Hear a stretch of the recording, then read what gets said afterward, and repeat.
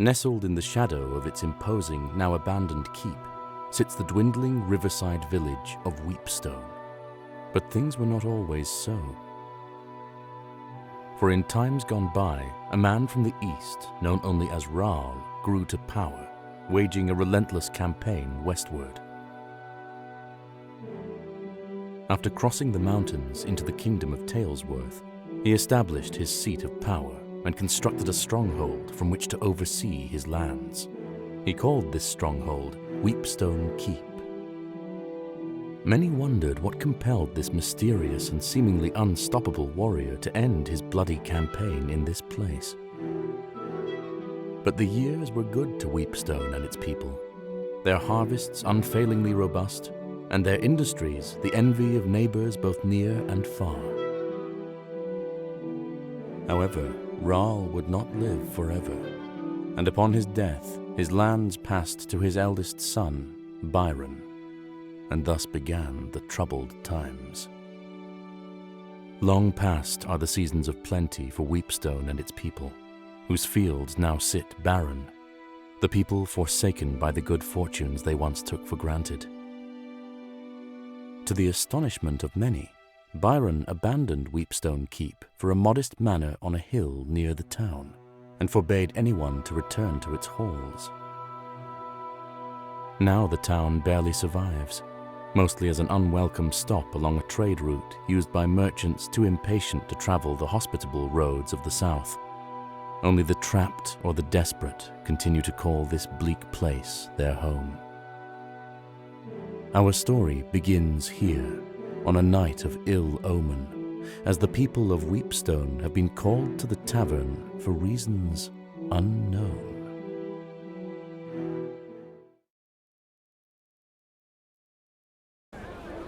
Good people of Weepstone, I've summoned you here to discuss a matter of grave importance. My brother and your lord, Byron, has fallen ill. He is rarely conscious. His nights are fraught with fevered dreams and terrible nightmares. The healers know not what ails him. In his half-waking state, he mumbles incoherently of Weepstone Keep, the castle that our father built, our childhood home. I can only hope that it is there where answers may lie. Are there any among you willing to delve into that forsaken place to find the source of Byron's torment? I will not lie. There is undoubtedly great danger waiting for any who venture there, in the form of both man and beast. While the keep and its contents have been forbidden since our exile, I hereby decree that any brave enough to take on this task may enter, explore, and importantly, keep what they may find within its walls. Who among you will take up this duty? I need 6 volunteers. Please, I would rather not have my hand forced to choose.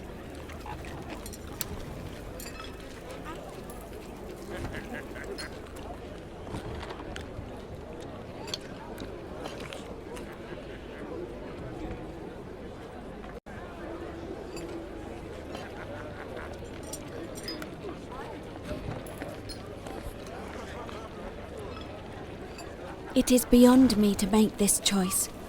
This path has already been chosen for me.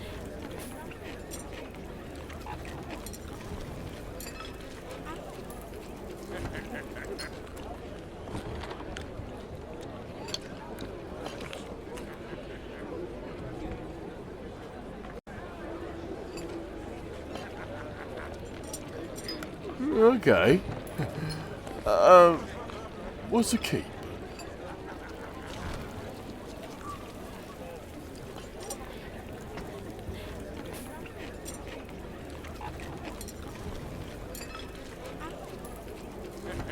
I'll go. I'm not as young as I once was, but maybe my years at the keep will be of some help. Where you go, I go. I love. You know that.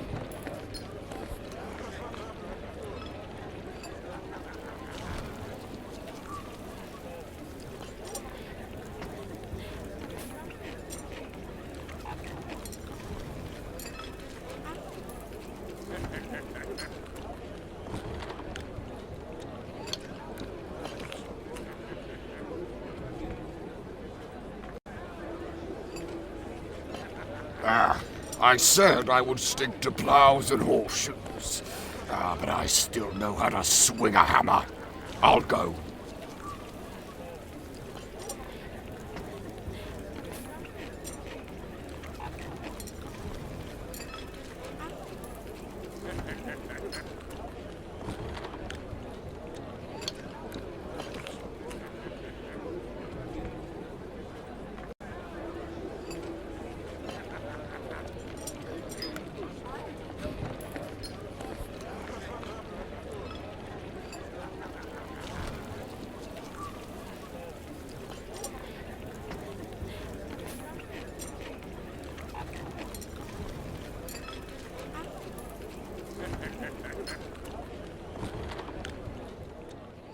And so the unlikely party set out for the keep, arriving at the gates just as the evening light began to fail.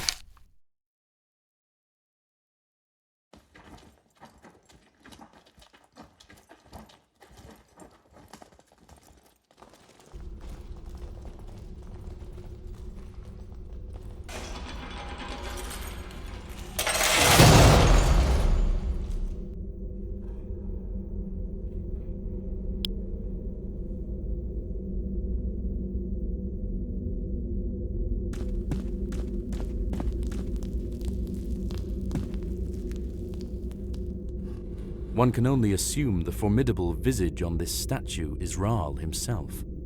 The left hand holds a small shield, while the right hand holds a lion-headed scepter.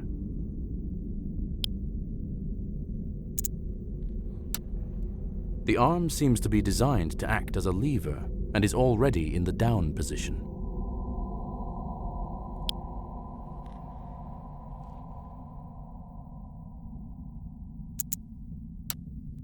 The arm seems to be designed to act as a lever.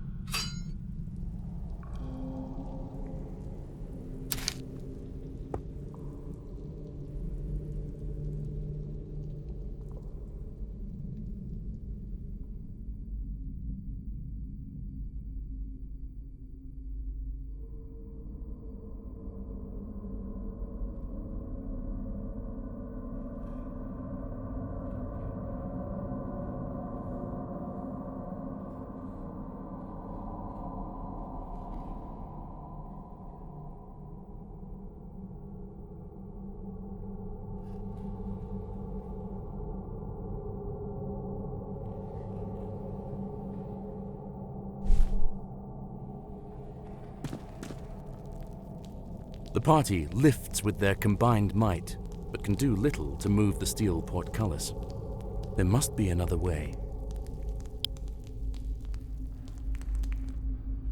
One can only assume the formidable visage on this statue is Rahl himself. There seems to be something missing from this statue's hand, as though it's meant to grip an object.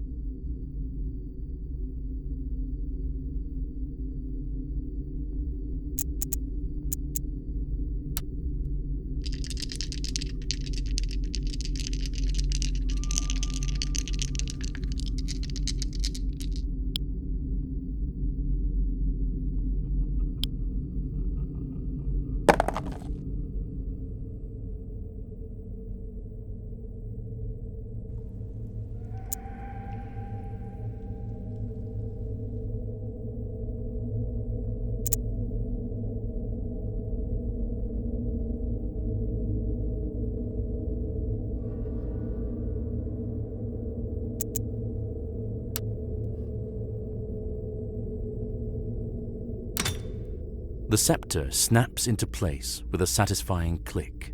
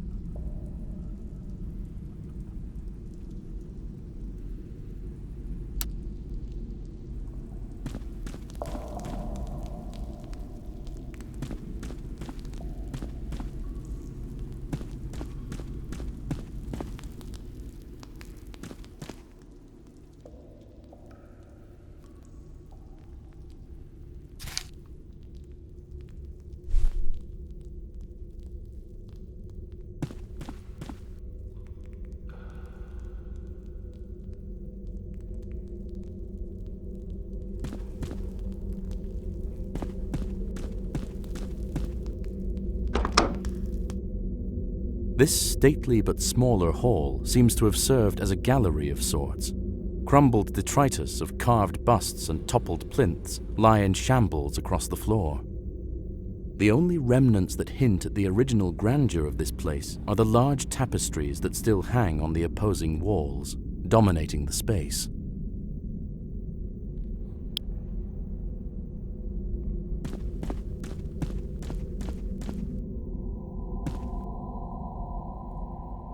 Before you spans a great mural dominating the entire stretch of wall. A man, most likely Rahl himself, sits astride his great warhorse. He brandishes an outstretched sword at the body of a fallen foe, flanked by his imposing host.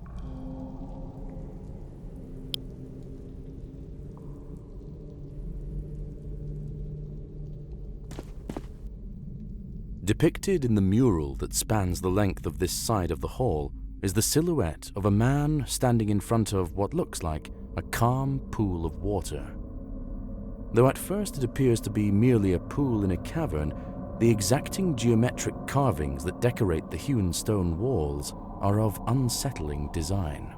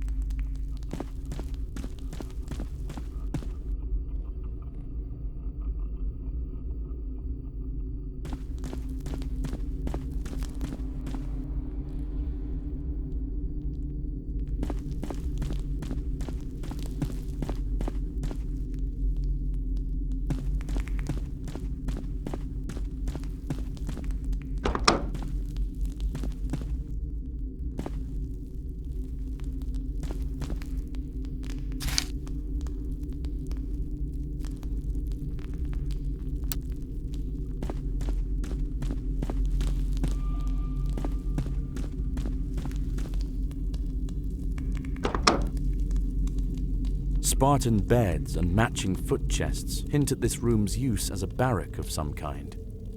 The ravages of looters and time have been unkind, leaving it in shambles.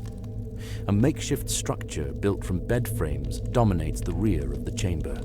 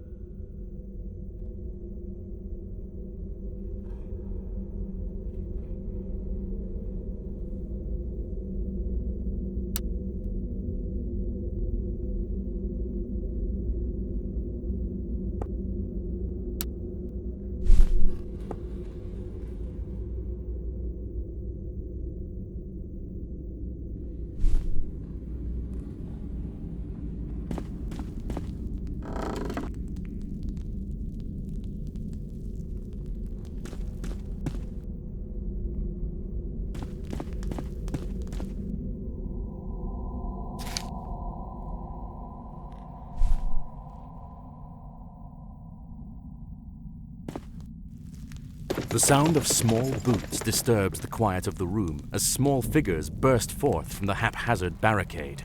They brandish crude weapons and seem particularly intent on defending their hideout.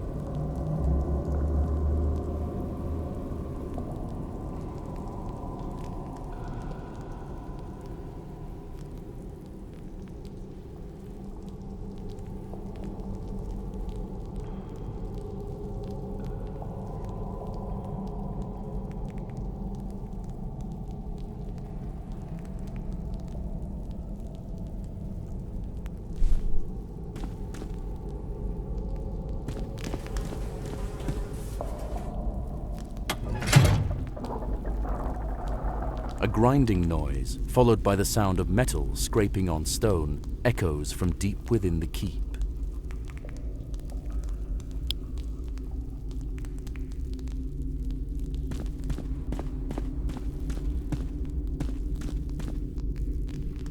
This door is wedged shut by the damp and refuses to open despite your best efforts.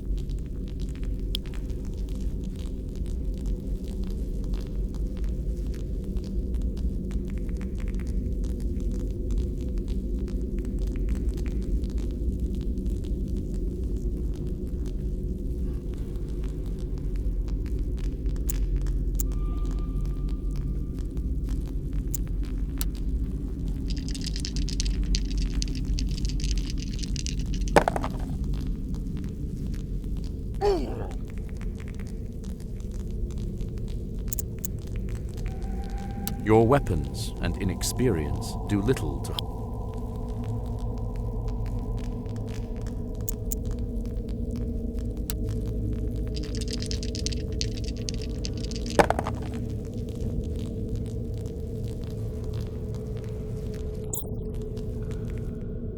Though humble, these quarters were clearly reserved for a captain or leader of the keep's guard.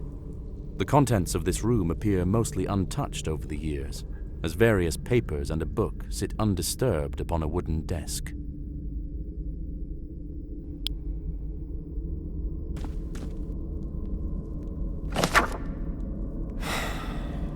My thoughts of late are greatly troubled, and my faith in our Lord falters. That priestess, Lorona, and her jealously guarded activities beneath the keep bring me great concern. If the captain of his lord's guard is not permitted to venture below to the Undercroft, one can only imagine why.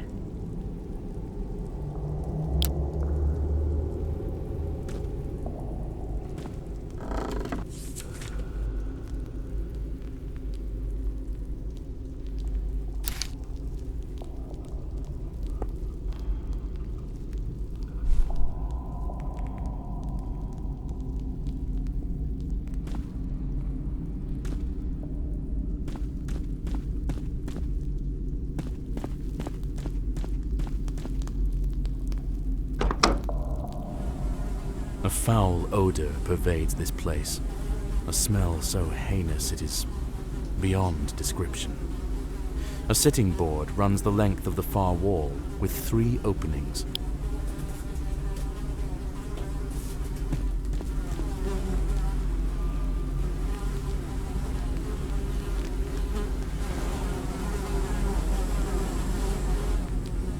Your guts roil, your eyes water.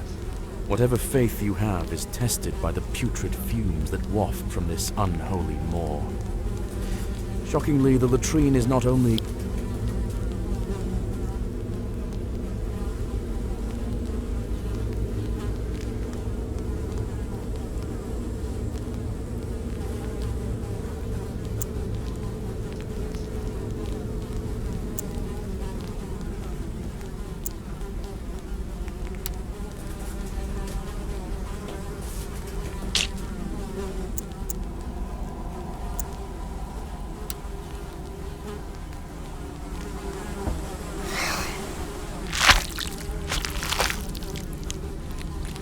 you sift blindly through horrors within, and to your surprise, you retrieve what feels like a ring.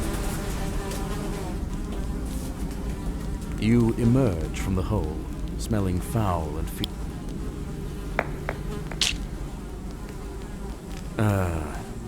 let's just say that you're poisoned.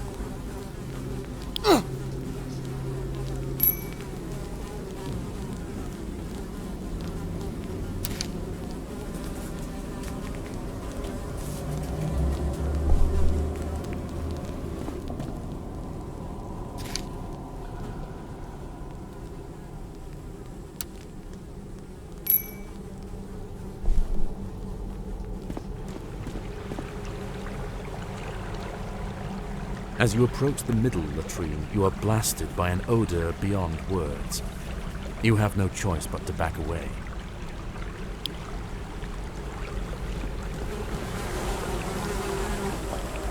Peering into the opening shows a drop that leads out of sight and into absolute darkness, farther than any sane person would attempt to climb, unless, of course, they wished for certain death. You hear the sound of rushing water coming from below.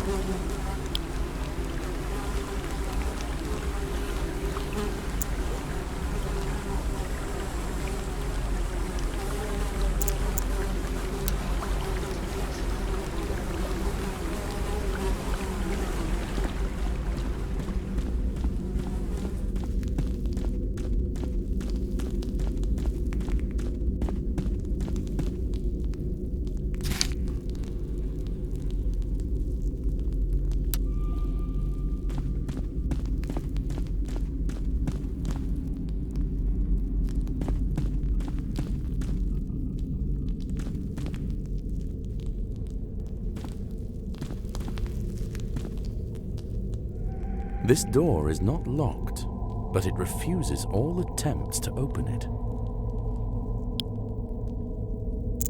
No discernible sounds come from beyond the door.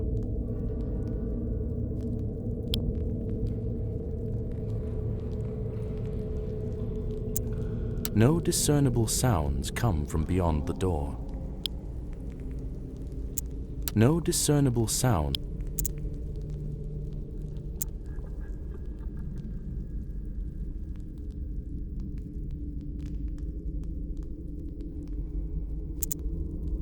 You attack the door, but fail to cause any significant...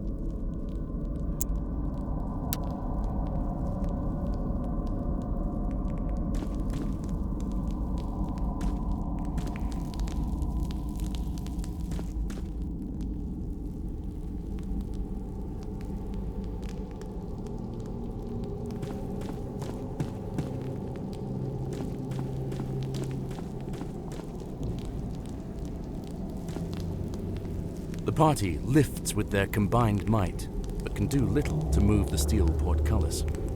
There must be another way.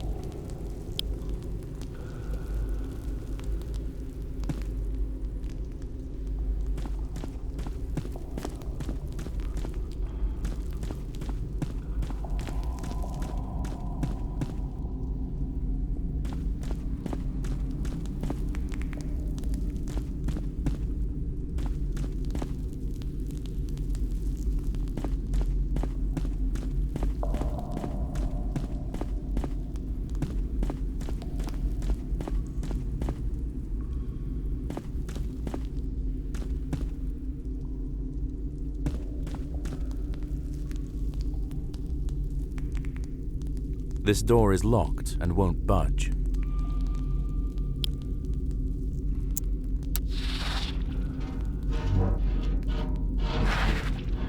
You hear a soft chittering, followed by the clatter of metal on stone.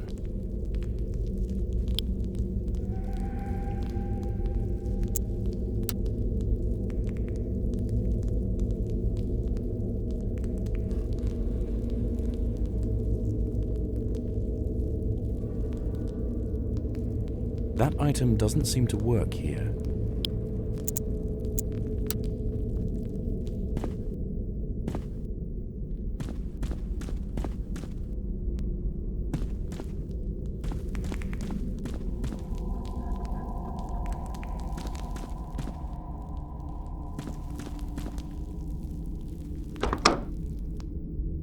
The smith's quarters are Spartan and humble, but must have once been a comfortable respite from the heat and ringing of the forge after a long day's labours.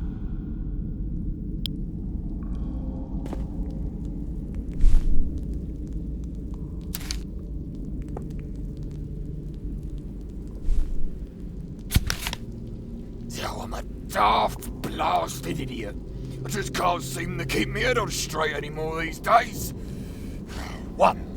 Forge the armory key for the 3rd time this year. 2. Finish up Larona's set of fancy daggers. 3. Ask the apothecary about these blasted nightmares.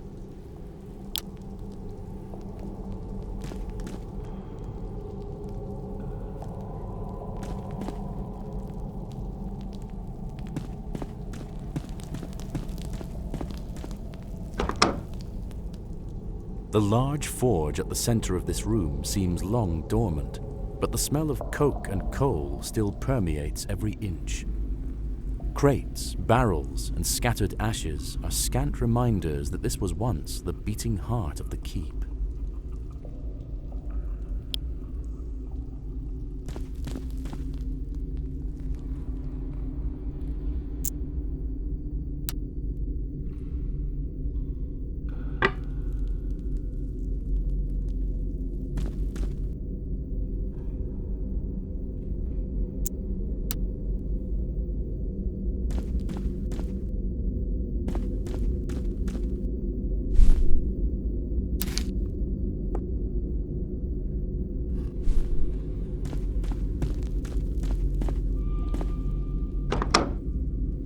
A filthy, disheveled man holding a knife cowers in the corner while eyeing you cautiously. Makeshift bedding and various personal effects lie in disarray. The smell is pungent. What are you lot doing in here?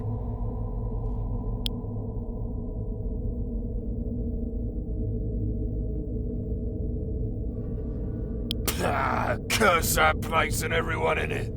Like them bastards were more than happy to see the back of Old Creek.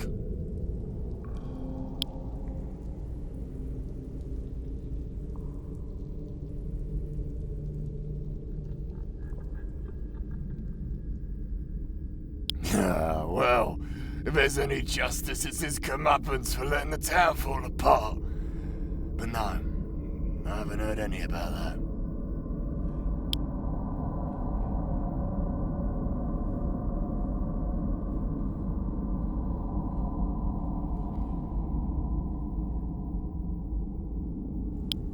Sure.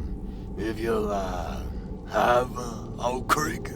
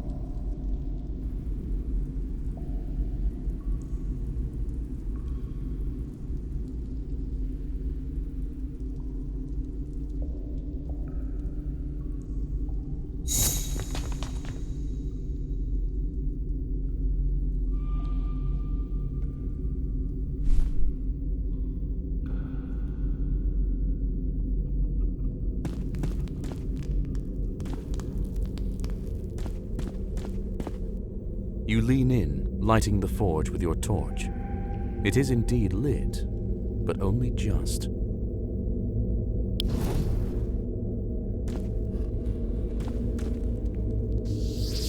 The forge begins heating up as you pump the bellows, but the embers remain quite cold.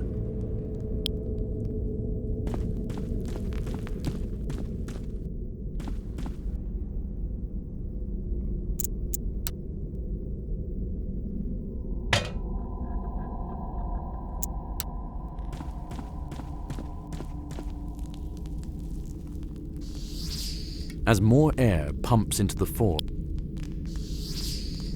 is as hot as it's going to get. The heat feels good in this cold, forgotten place.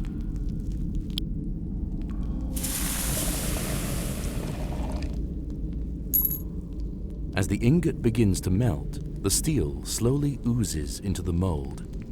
After a few minutes, the newly forged key is just barely cool enough to handle.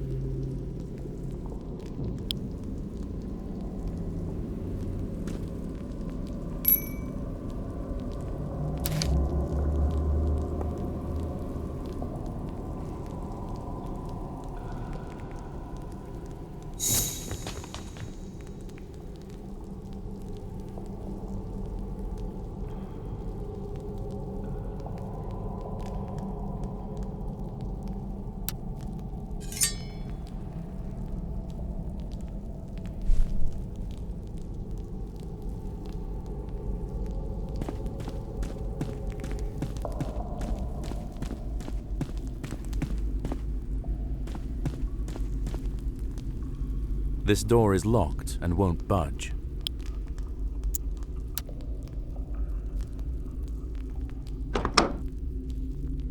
Your entrance startles the large, scuttling creature that seems to have been nibbling on what remains of an axe blade. It rears up in surprise, emitting an eerie, chittering noise.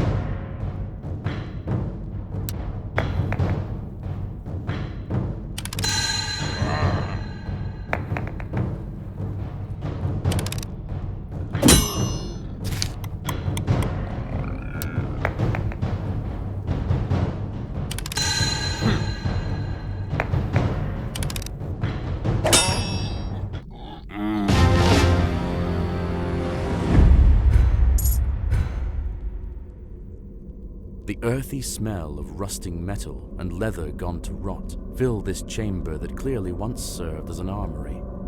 Mouldering armor and rusting weapons sit in chaotic piles, strewn without care and long forgotten.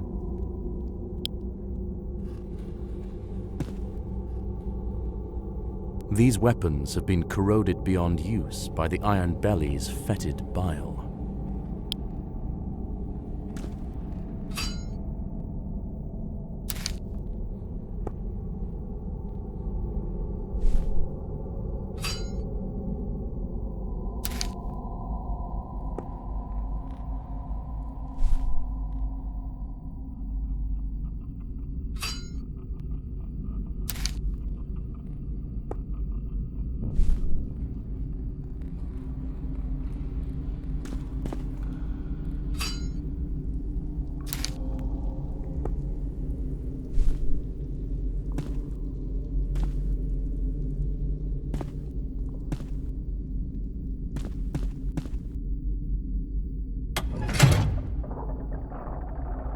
A grinding noise, followed by the sound of metal scraping on stone, echoes from deep within the keep.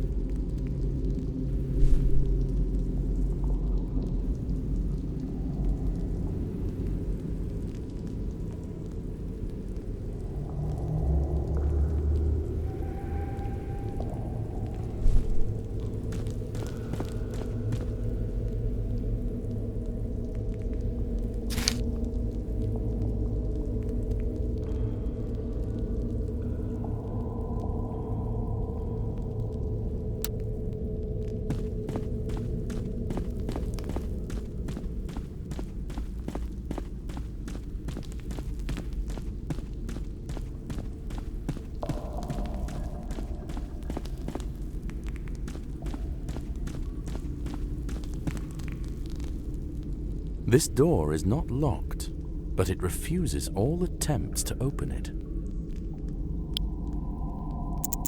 No discernible sounds come from beyond the door.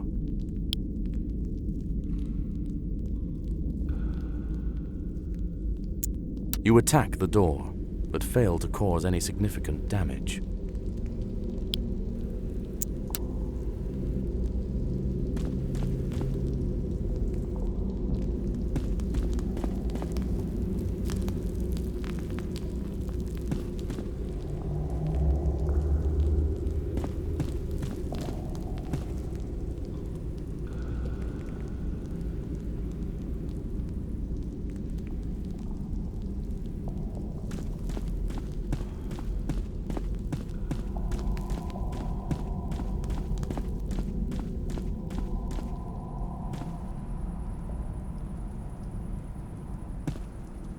A large, barren courtyard opens before you, complete with mature trees and cobblestone walkways. As you cross the threshold, a sprinkling of pebbles and dust rain down from above.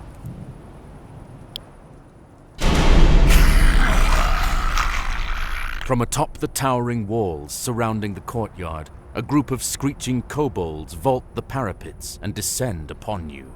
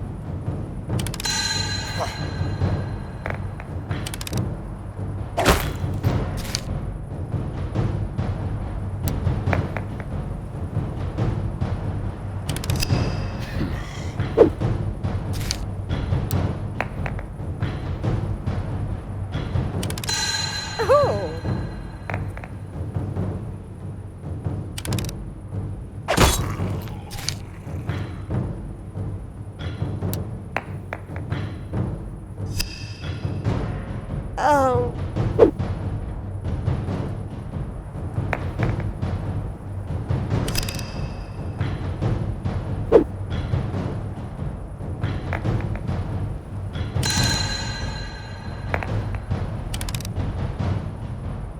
Oh.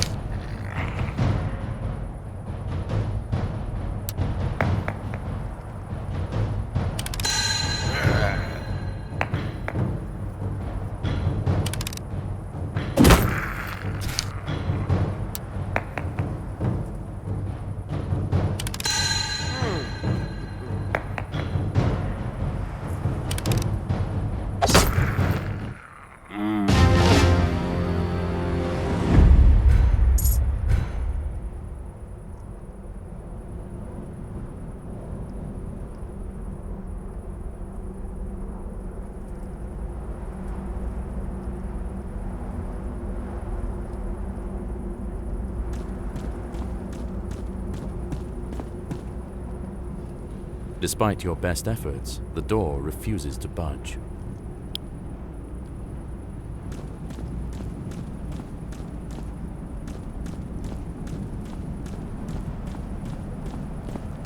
Despite your best efforts, the door refuses to budge.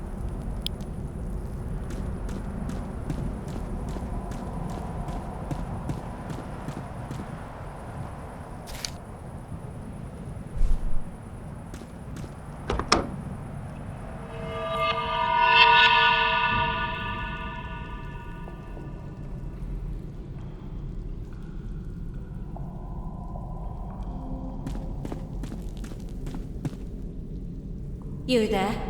Who are you that dares enter this sacred place?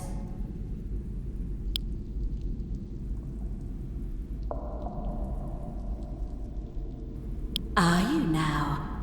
That would be quite the surprise. I would see you clearer.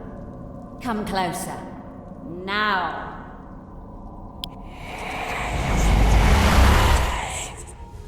It would be rude to not introduce myself to guests. I am Laronia, the ever-faithful. You say you've come on behalf of Byron. How does he fare? Still a craven, I presume?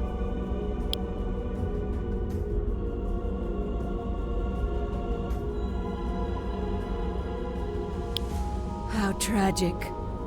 Maybe he'll pull through.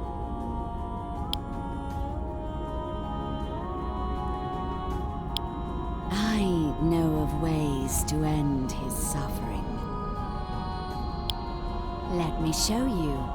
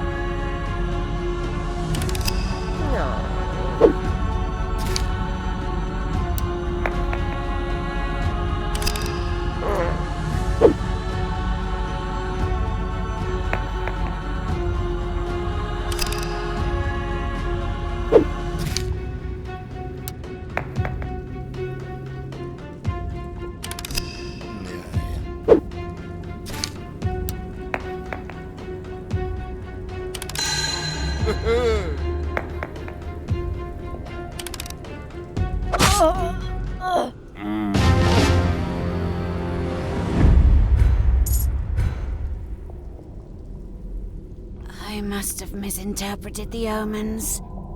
Today, he calls for me. It matters not. I am only a servant in his grand designs. It has already begun.